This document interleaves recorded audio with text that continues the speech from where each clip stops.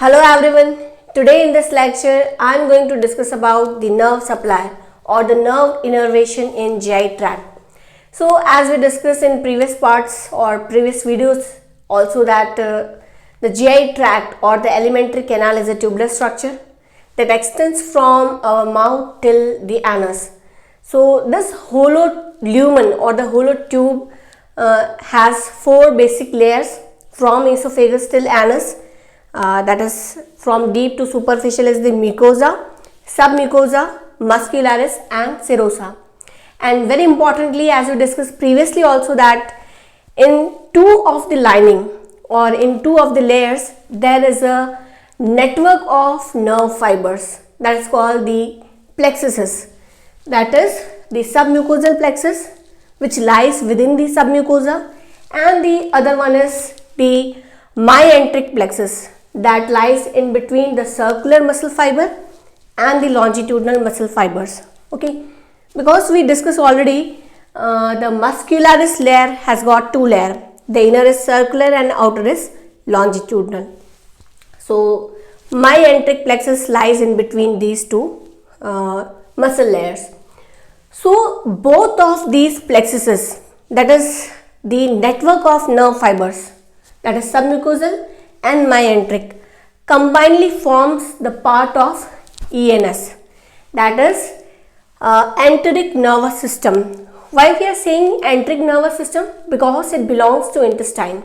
Yes, and it is also called as intrinsic pathway. Why? Because it is lies within the GI tract. It is not outside this tract. It lies within the GI tract. So there is a submucosal plexus or myenteric plexus that forms ENS. So this ENS is the brain of the gut. Why? Because we know our body is controlled by brain, and this brain controls all our body activities, whether it is belong to external body part or it may be visceral. So likewise, this enteric nervous system controls the activities of GI tract independently. Yes, so we know the activities of GI tract means the motility that mixes the food and propels along the whole tract. Yes, and release of various secretion from various glands or the cell. So this is the activity of GI tract which is controlled by ENS independently. Okay, so what all neurons come in this plexuses? Basically there are three type of neuron. One is sensory neuron, which receives signals from the stimuli. And what is the stimuli here? The food which lies in the lumen is the stimuli here, isn't so? So the sensory neurons receives message from these stimuli and send to the various nervous system part, that is ENS, CNS or ANS, that we'll discuss later. And the interneurons that connect these two plexuses together, so they interpret the message and send signal to the motor neurons, and finally the motor neurons act upon the effector cell to do any action. So what action motor neurons play here? Let's see. Suppose the food came here. Once you eat food, it goes in the GI tract. Okay, so what will be happen? There are various sensory receptors are present in this mucosal lining. Okay, sensory receptors may be chemoreceptors or mechanicoreceptors. Mechanical receptor means if the food is too large, then what will be happen? The GI tract will be expand. So by the stretching effect, the mechanical receptor will be activated, and the chemicals which are present in the food activates the chemoreceptors. Okay, so by the activation of these chemoreceptor and mechanicoreceptors, these receptors send signal to the sensory neuron. So after getting the signal, the sensory neurons relay the message toward the ENS, that is in the submucosa and in the muscularis. Yes, they interpret the message, they send via the interneurons, and finally they activate the motor neurons to act immediately. So finally the motor neuron of submucosal plexus, what they do?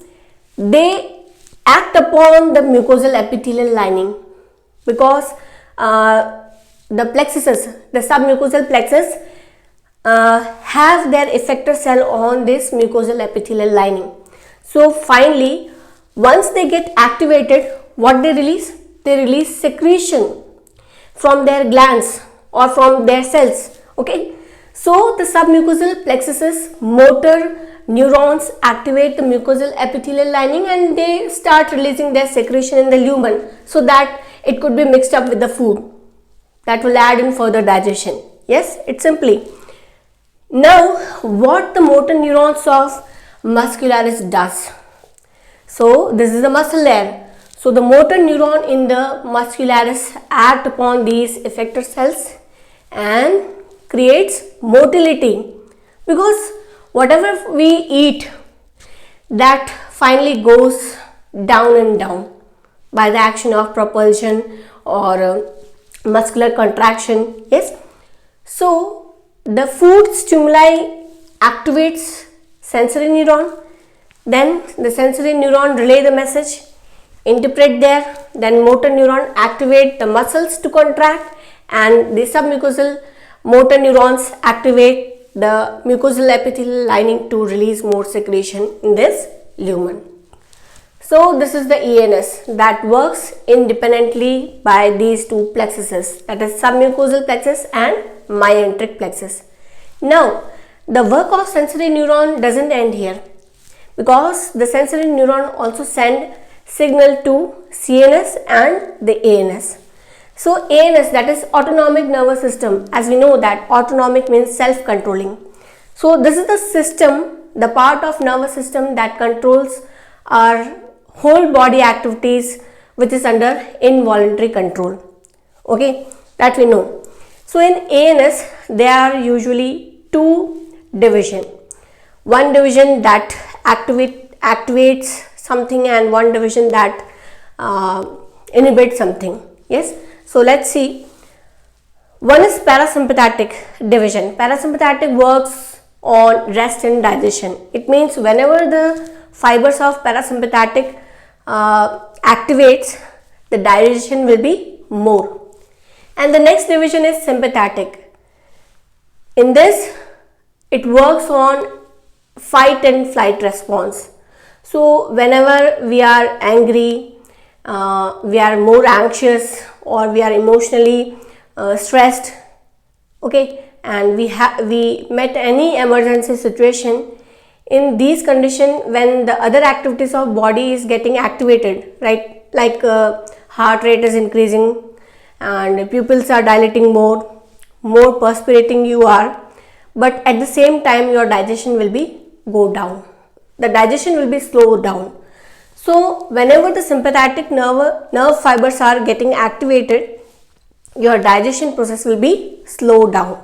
This is the simply means. So parasympathetic means the activation of digestion and sympathetic means there is an inhibition of digestion. So parasympathetic fibers, nerve fibers innervate from the vagus nerve, that is from cranial nerve 10th, and from the sacral spinal cord. So vagus nerve fibers supplies the esophagus, stomach, small intestine and some part of large intestine also, and the sacral spinal cord nerves supplies the last part of the large intestine, that is pelvic splanchnic nerve it is. So these are the nerve fibers of parasympathetic division, that is from cranial, vagus nerve and from the sacral spinal cord. So the nerve fiber that supplies these all GI tract in the parasympathetic division, out of many, some of them synapse with this ENS nerve fibers which is present in submucosa and muscularis. They synapse with this nerve plexuses and tell them that you are doing good job. So keep on increasing your secretion or keep on moving. Okay. So when the fibers get activated, that is from parasympathetic division, they increases GI motility and they releases more secretion from mucosal epithelial lining. Okay. But suppose if the nerve fiber from sympathetic division activated, then they give them signal to stop digestion and slow the whole digestive process. Okay, so the sympathetic nerve fibers are innervated from thoracic spinal cord or lumbar spinal cord. So thoracic nerve fiber supplies the esophagus, stomach, small intestine and a few parts of large intestine, and the nerve fiber which are innervating from lumbar region, it gives supply to the last part of large intestine. So these are the thoracic and lumbar innervated nerve fibers that supplies the different area of GI tract. But again, few of these nerve fibers synapse with this plexuses, both plexuses, or few of them directly innervate in the wall. So maybe they directly innervate or maybe they synapse with this ANS. So in either of the condition, sympathetic means to stop digestion or it will inhibit the digestion process. So yes, ANS here working independently, that is it independently working on the glands and it independently controlling the movement of GI tract, but although it is activated or influenced by this ANS, that is autonomic parasympathetic or sympathetic division. So if these fibers get activated, then the digestion will be more and sympathetic division slows the digestion process. So here in this lecture we have discussed how the nerve innervation to GI tract influences its whole digestive process. Thank you.